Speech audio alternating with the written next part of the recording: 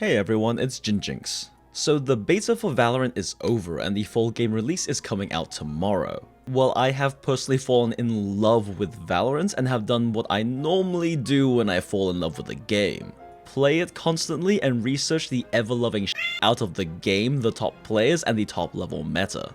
Now, there are a lot of questions for all of us looking to pick up the game, but the most important one is, who the do I play?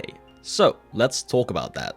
I'm going to be going over all of the roles in the game so that you fully understand what your job in a team composition is with each agent. However, this is not Overwatch. Your gunplay fundamentals are much more important than your utility usage in this game. If you have strong crosshair placement, flicks, as well as a good understanding of how to peek properly, then you will be able to frag out with any agent in this game. But that also being said, this isn't CSGO. Understanding your particular agent's utility is a key component to performing well in this game as well. So I'll be briefly covering each of the agents that exist within each role and briefly covering their abilities, playstyles, and their pros and cons versus each other. Now these will be brief. I originally went into this video with the plan of explaining all the agents in depth, but the script ended up being 18 pages long, so in-depth guides in the future and all that. And yes, while this is all based on my experience playing the beta of Valorant, the patch 1.0 notes were released halfway through me making this video. So I'll be accounting for that when explaining each of the different agents. Alright, let's talk the roles in the game. These are based off of my own personal experience, the in-game roles they define, as well as how the top level meta plays out. The 5 roles are controllers, healers, information agents, initiators, and duelists, or as I like to call them, fraggers. These are slightly different from how they define the roles in-game. That's because although the roles they assign in the game aren't wrong, they don't really capture the agent's primary identity. In other words, the real reason organized teams and top-level players pick these agents when filling a team comp. For example, Sova is classified as an initiator in-game, which makes sense because his kit is good at helping a team push. But the reason we pick a Sova for a team comp is because he gets us information.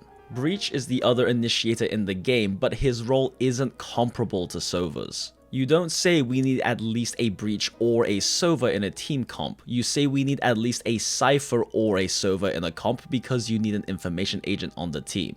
Alright, let's start off with controllers and the 3 agents that make up this role. Controllers are in charge of controlling sightlines and making space for the team through the use of smokes and walls. Their sightline controller is very valuable on attack and defense, and having one of these in a team is basically mandatory. On attack, controllers can do executes, which are basically smoke rollouts that block out defenders' sightlines. This lets you gain control of space much more safely compared to going in dry. This is incredibly important because most entry points into a bomb site have like 10 angles that can shoot them. These same executes can strengthen a defender retake on a point that the bomb has been planted on. And on defense, these smokes can also just deny pushes and angles. This is very important because stalling gives your team time to rotate to the point the attackers are attacking and remove their numbers advantage. Controllers do tend to have kits that are a lot more team-oriented utility and have less tools for solo fragging.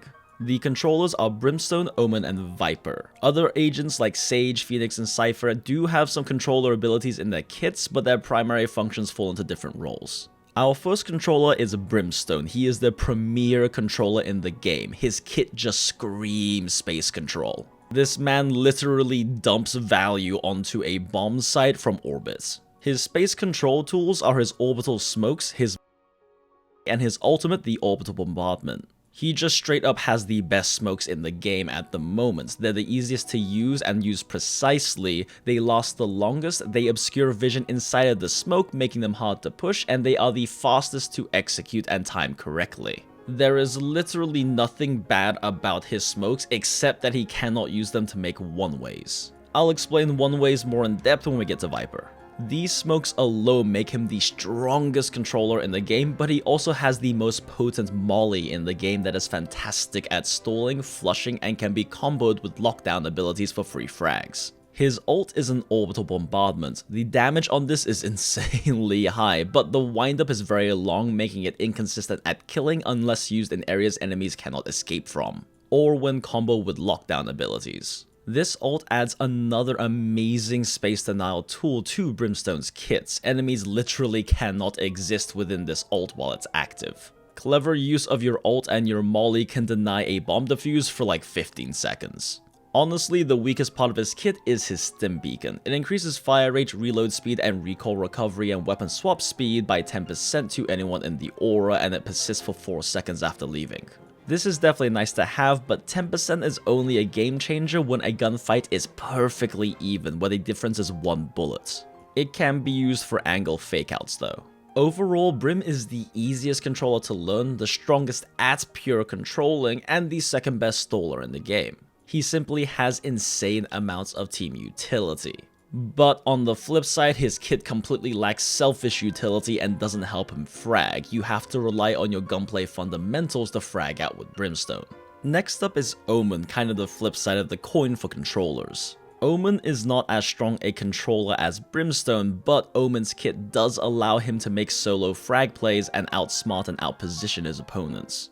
He is a sort of controller and duelist hybrid.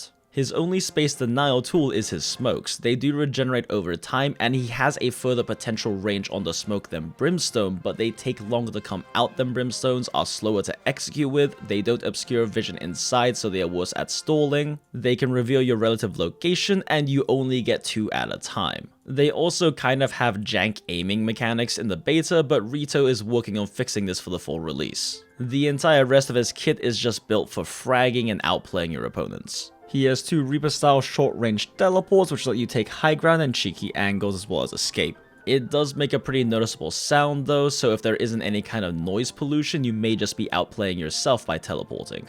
He also has a blind that travels through walls and almost through half of the map, but real talk, this ability is borderline useless in its current beta state. It is super slow, very easy to dodge, and can reveal your location, and it only reduces vision range instead of truly flashing, meaning they can see your bullet traces. And on top of that, it's expensive to buy. Now in the patch 1.0 notes, they have noted that they're going to be buffing this ability, so hopefully it's quite a bit better. Finally, his ult is a global teleport. This sounds great, and at lower elo it definitely is. But it makes a very noticeable sound from a pretty long distance away, so if someone catches you mid-teleport, you are 100% dead. At least in the beta, Rito has mentioned in the patch 1.0 notes that you can cancel this ability now, but you'll still use up all of your ult charge. Which means poor usage of this ult will just straight up waste the ult, but at least you won't be feeding. Realistically, the best way to use this in most situations is just to use it to rotate super fast, which is nice but underwhelming.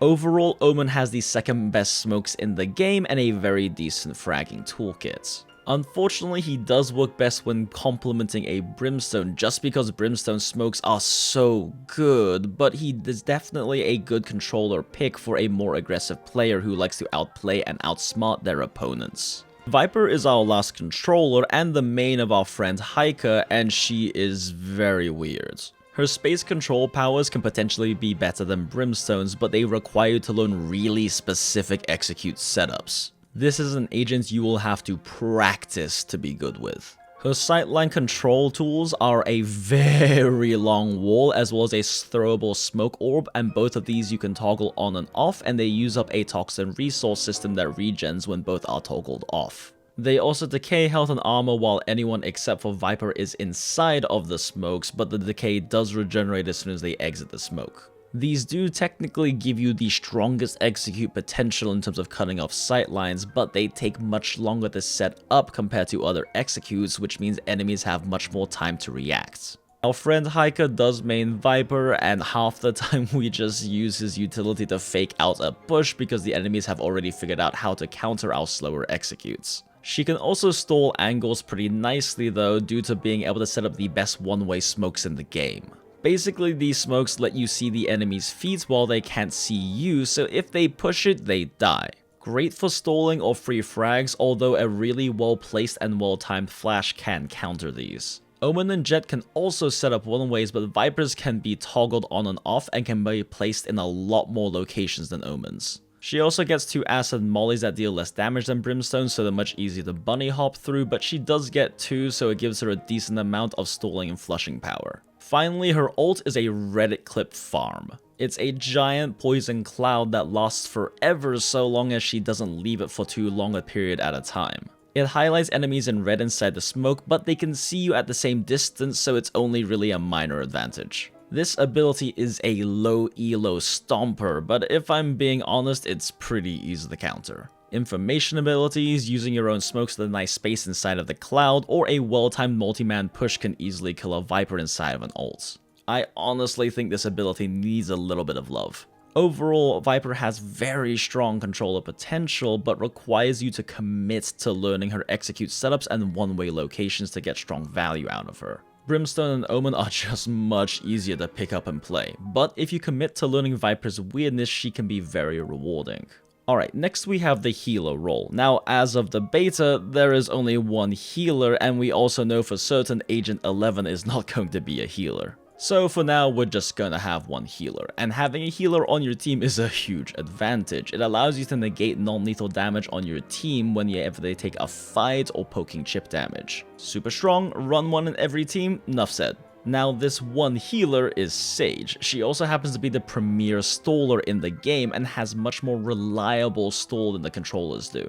If you want to play an agent that is must pick for every single team, look no further than Sage. She is literally the only 100% pick rate character in every pro game in every tournament in Valorant so far. The S in S tier stands for Sage. She has the only team heal in the game currently. It heals you or your teammates to full HP, although it does not heal up armor, and if you take damage, it does temporarily stop the healing effects. As of patch 1.0, this has a 45-second cooldown, so you can realistically use it twice per round. Sage's next 2 abilities are what make her the best staller in the game. She has 2 slow orbs that slow anyone in an area, and they also make a crunchy noise if they run or jump through it. These are frankly so dangerous to push that basically no one ever does, making them the most reliable stall in the game. Combining this with her ice wall gives her insane stalling potential. Her ice wall is a physical wall that enemies have to either break or wait out for a very long period of time.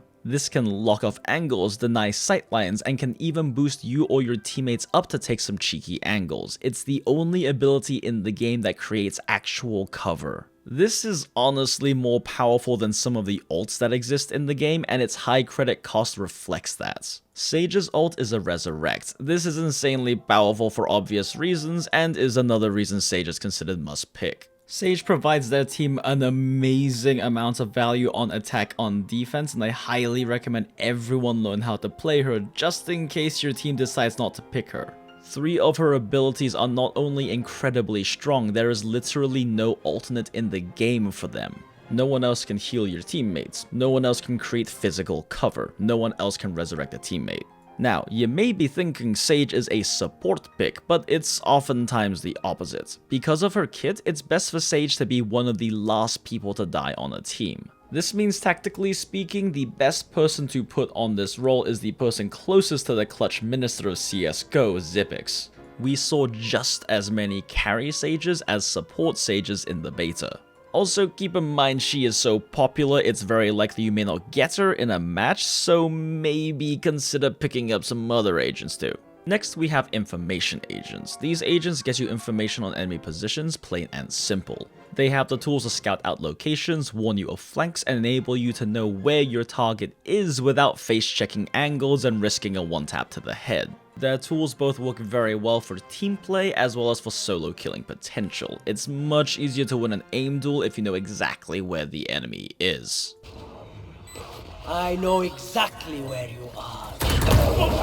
The information agents in the game are Cypher and Sova, and yes, I know that the game classifies Cypher as a sentinel and Sova as an initiator, and those are both accurate roles, but the real reason they are picked for a team comp is because of their information tools. They're generally considered interchangeable to a degree because you want at least one of these on your team. As I mentioned, the Initiator and Sentinel roles for Cypher and Sova are accurate because Cypher is much stronger on defense and Sova is much stronger on offense. Let's start with Cypher. Cypher is the premier bomb site lockdown agent and another one of the top 3 stallers in the game along with Brimstone and Sage. His lockdown tools are his tripwires and cyber cages. He gets 2 tripwires that are stealth, and when enemies hit them, it reveals them through walls, slows them, and if they do not shoot the tripwire, they get concussed. These can be seen at very close distances and destroyed, but even then you get information because the tripwire disappears on the minimap. He also can place cyber cages that act like short duration cylindrical smokes that can activate through walls. They also make a small sound when someone walks through them.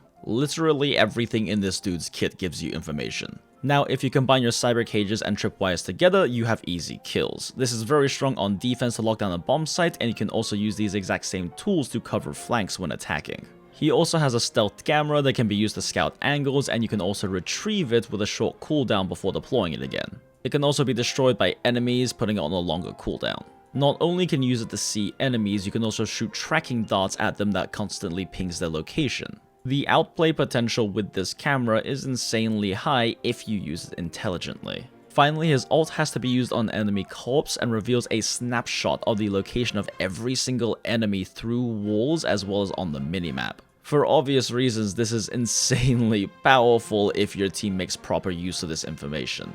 I consider Cypher a must-pick in the beta meta of Valorant, and most of the pros seem to agree judging by his pick rates. And considering the patch 1.0 won't be touching him at all, I don't think this will change. His information stalling and fragging potential on defense are so strong, and his denial of flanks and lurkers on attack is also very strong. His only weakness is he doesn't have any true hard stall. Well-timed enemy pushes with well-timed uses of flashes basically make it so Cypher can't get a pick while they just run over his setup. And being an information character, he's only as good as your ability to make use of that information to make plays. Regardless though, he's definitely an agent for players with big brains who want to make very big brain plays. Next up is Sova, our more pushing-oriented information agent. Sova's tools work very well at pushing onto a bomb site or retaking one from attackers, but still have some use on defense. His 2 information tools are his recon dart and his owl drone. The recon dart can be charged up to increase its velocity, and you can add up to 2 bounces to it.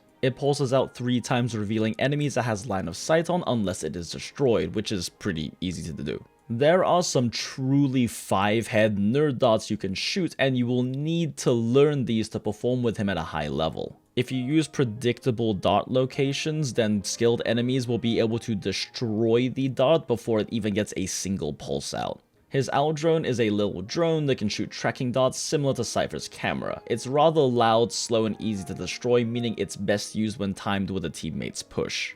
This will force them to either shoot the owl drone or shoot your teammates. Sova also has a nice fragging and flushing tool through his Shot dart. These work the same as the recon dart, meaning you can get some really nice nerd darts if you learn the mechanics. You get 2 and they can kill in 2 hits, meaning they are great at flushing enemies out of cover or just straight up killing them with some smart angling.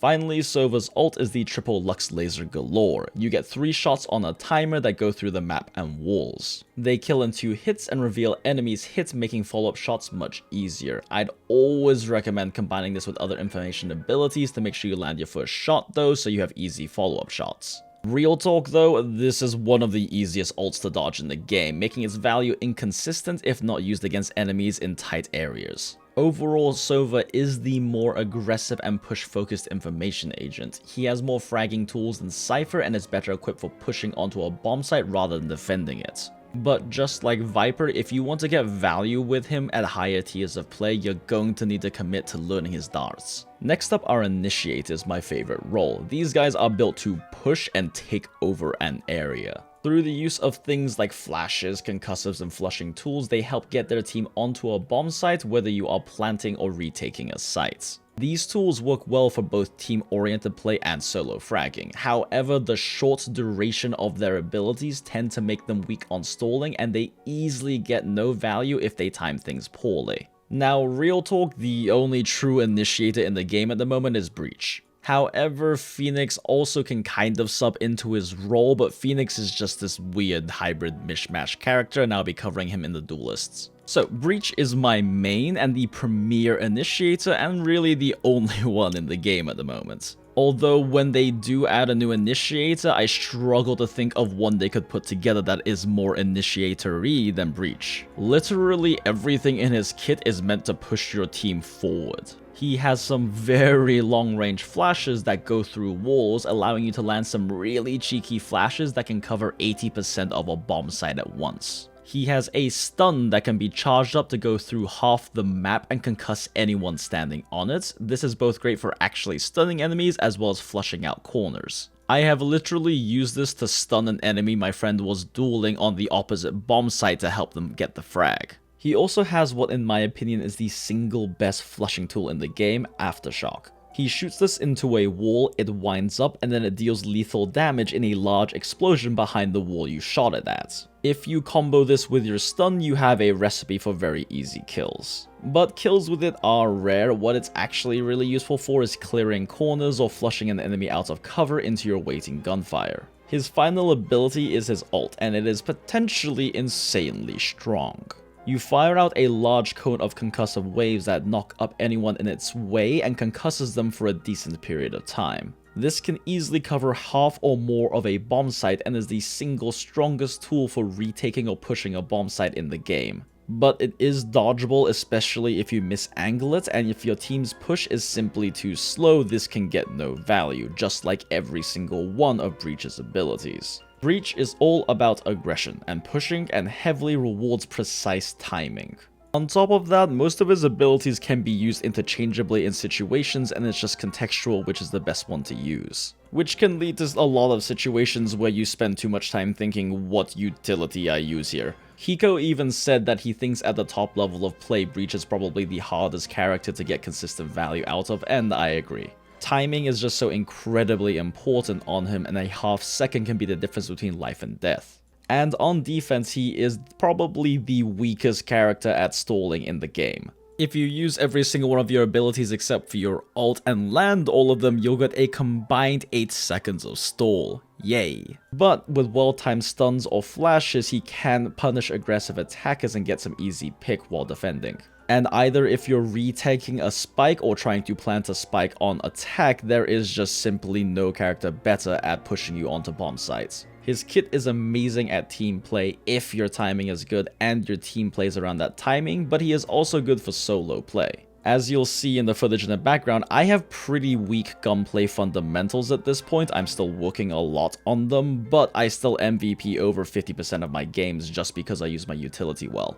One final note about Breach, in most of my games I end up accidentally IGLing, which is in-game leadering, because I'm shot calling and trying to call my flash timings and calling for push timings. If you aren't willing to be in voice comms and call for your team to push at certain timings and swing at certain timings and take certain angles you can take advantage of, you're really not gonna get as much value out of Breach as you could. Because of the short windows of effect he has, it is more important on him than anyone else in the game that you be in voice comms and you be making callouts and you be calling your flashes and timings for pushes. If you aren't willing to be in voice chat and calling these kinds of things out, you should probably pick up a different agent.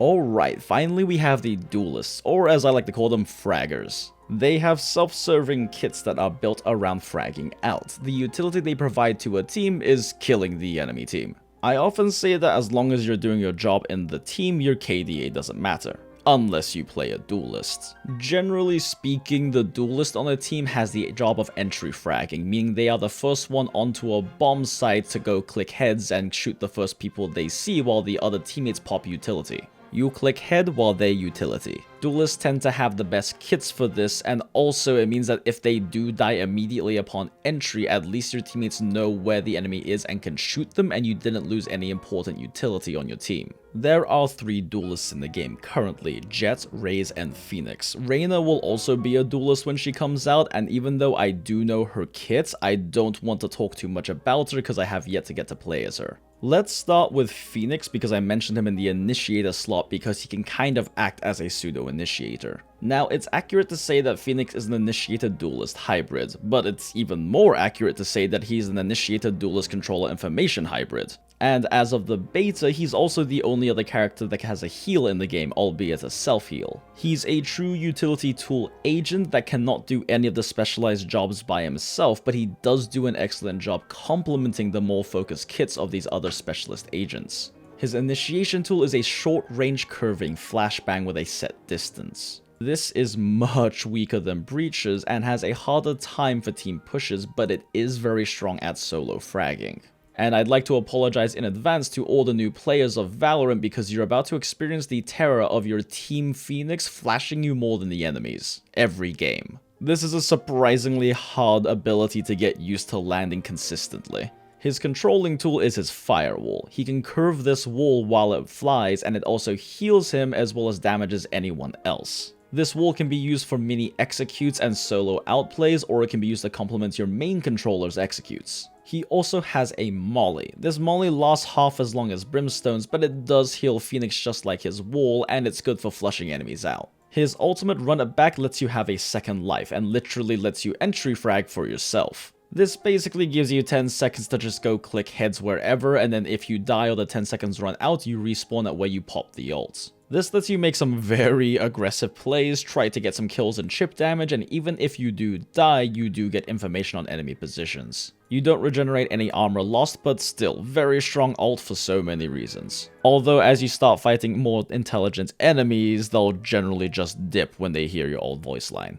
Overall, Phoenix is an excellent utility tool character and can complement the more focused kits of his teammates very well, and his tools are excellent for solo play and solo fragging and outplaying, and he is definitely a strong solo queue stomper. Alright, next up we have the poster child of Valorant and the living highlight reel, Jett.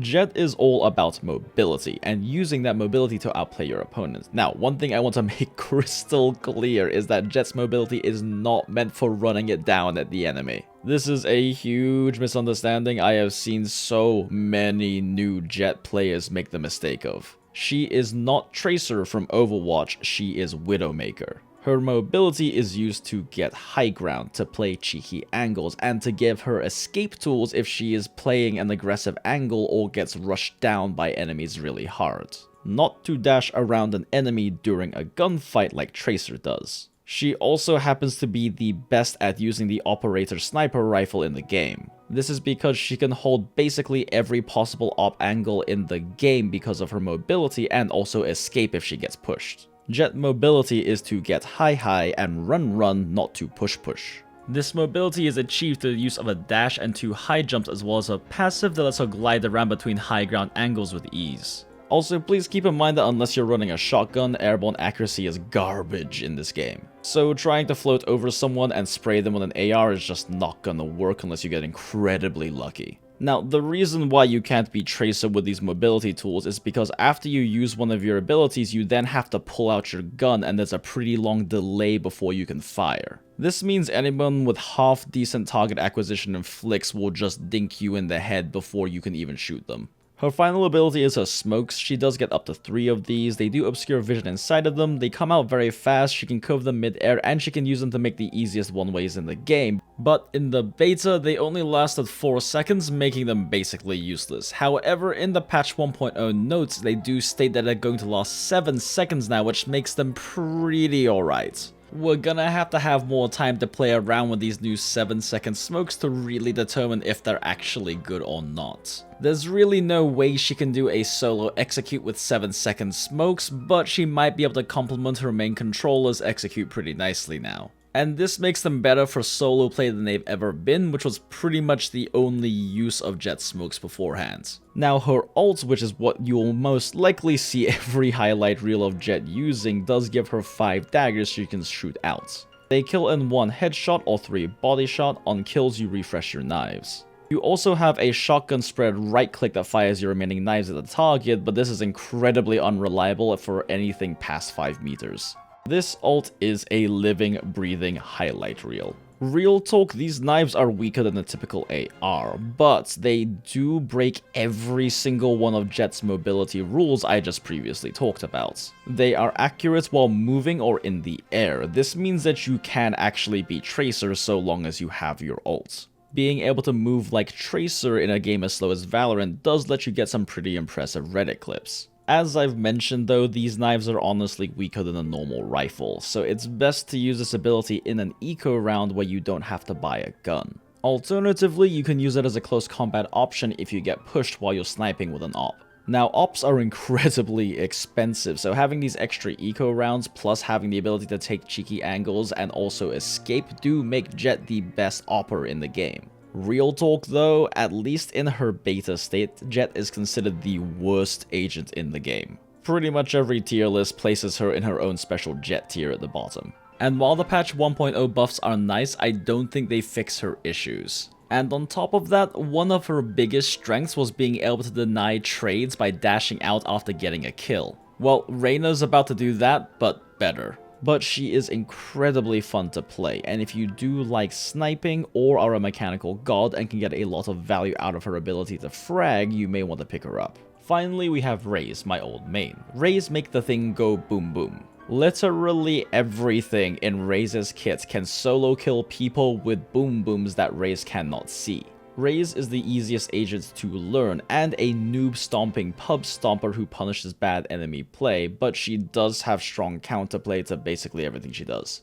I guarantee you that when this game comes out, every new player will be complaining about Raze and asking for nerfs. But honestly, she doesn't really need them and isn't even really considered that top tier. I hate to be that guy that says that if you're getting stomped by Raze, you need to be positioning and playing better, but honestly, that's how you counter Raze. I literally died to a Raze ability maybe 2 times in the last 3 weeks of the beta. If you ever played Overwatch in the first few seasons, she's basically Reaper. Really pub stompy at lower tiers, but very meh at top tier play. So her signature is her paint shell grenade. This cluster grenade is potentially lethal and has a fixed timer. You can learn some real nerd grenades to do some heavy damage to teams. People hate this ability in the beta, but it's honestly pretty easy to dodge unless you're in a bad position you can't escape from. I would tie this ability with Breach's Aftershock as the best flushing tool in the game. Enemies who hear a well-placed paint shell have to run or they die. Next up, we have a very diverse tool in Raze's kit, her blast packs. These C4s kill in 2 hits. However, in patch 1.0, they are halving the max damage range of the blast packs, so you're gonna have to be more precise with them now. They also boop Raze when used, meaning you can use them to reach high ground, escape to other cover, and air boost yourself around a corner. It's basically all of Jett's mobility rolled into one ability that doesn't have a weapon fire delay and also kills people. Cries in Jett. But it is slower to escape with, which makes it pretty poor for denying trades. Her last ability is her bomb buddy. This little Roomba charges forward and bounces around until it finds someone and then goes boom boom. This is lethal damage if the enemy does not back up or just chooses to shoot it, which is what happens 90% of the time. This can give you a little information, although depending on how well your opponent plays against the bomb buddy, it may give you basically none. Raze's ult is party starter and possibly one of the strongest ults in the game. You get a short period to shoot a giant rocket launcher that deals lethal damage in a pretty big splash radius. This is also a living breathing highlight reel of an ult, but real talk, when enemies hear you pop your ult voice line, they just dip.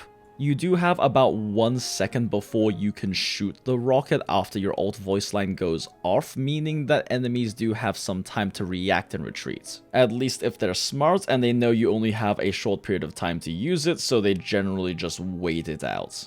Also, the rocket is so slow, it is very easy to get shot before it kills the enemy, so I'd recommend always combining this with a C4 jump to make yourself a harder target to hit when you shoot it. When used well, this ult does get a kill 90% or more of the time, but I have seen a lot of bad Raze ults. Raze make the thing go boom boom. The closest thing she provides to team utility is flushing people out of corners, but her kit is really just built for solo fragging. She is also particularly strong on bind due to how tight the quarters can be there and how she can make good use of the teleporter with her abilities. And a good Raze is able to basically make Heika inaccessible because if they try, they just die to all of your abilities. But that being said, she just lacks the utility that a 5th pick like Sova or something could provide for your team. This is why pros will often place Raze pretty low on tier lists because she doesn't really bring much team utility in a tournament environment. And that lack of utility is why I ended up dropping her as my main for Breach. But she is a solo queue stomper and I'd recommend picking her up if you just want a frag and your team has the utility taken care of. They utility while you make the thing go boom boom. Just be really careful you don't rely too heavily on your utility to get frags because it's gonna end up becoming a crutch that makes your gunplay really weak. Now, I do want to very briefly touch on Reyna because she will be launching with the full release of the game tomorrow and we do already know what all her abilities look like. Aside from this trailer, we have already gotten information through Twitter and leaks on what every single one of her abilities do. She is going to be a duelist, and I'm not going to spend any time talking about her abilities yet because, frankly, we haven't got a chance to play around with it yet. But in Morello, the lead character designer's words, she's going to be extremely feast or famine. This is going to be a duelist you pick up because you are a mechanical god at this game. Having an even KDA with her is going to be a liability you have to be popping off. But when you do pop off, you will be popping off like no one else can in the game, and you'll be clutching like no one else can in the game. Half of her abilities can't even be used unless you kill people. Conversely, duelists like Jett, like Raze, like Phoenix get more consistent value in moderate performance games. So yeah, after I and the pros have some time to play around with her, I'll probably be covering her more in depth in a future video. Alright, now that we know the roles and agents, I want to very briefly discuss team compositions. Just because there are 5 roles and 5 slots in the team does not mean you need one of each.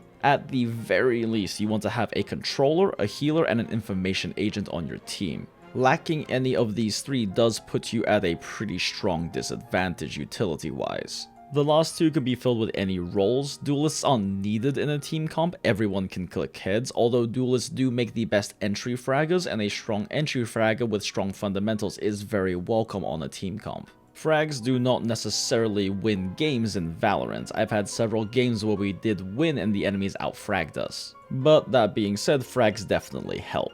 And while an initiator like Breach can add a huge amount of potential pushing and retaking power to a team, it doesn't really matter if your team doesn't make use of your 2-second windows. Initiators are only as good as your team's timing on pushing in is. So, if you aren't committing to maining one agent, I'd recommend you at least pick up Brimstone, Sage, and Cypher. They are not only the easiest to pick up out of the necessary roles, they're also considered the 3 strongest agents in the game at the moment, and you will see them in 95% of pro games. And by learning these 3, you'll at least be able to fill in for your team if anyone refuses to pick one of these roles. Or be a breach maining shitter like me and get 25% of your kills against enemies who can't fight back. Smile. Alright, that is all I have for you on this video. I cannot wait for tomorrow when I can finally play Valorant again. As I mentioned in the last video, I am going to be doing video topics that I am more passionate and interested in, like things like Valorant or various other games. Please let me know what you think about this transition in the comments below.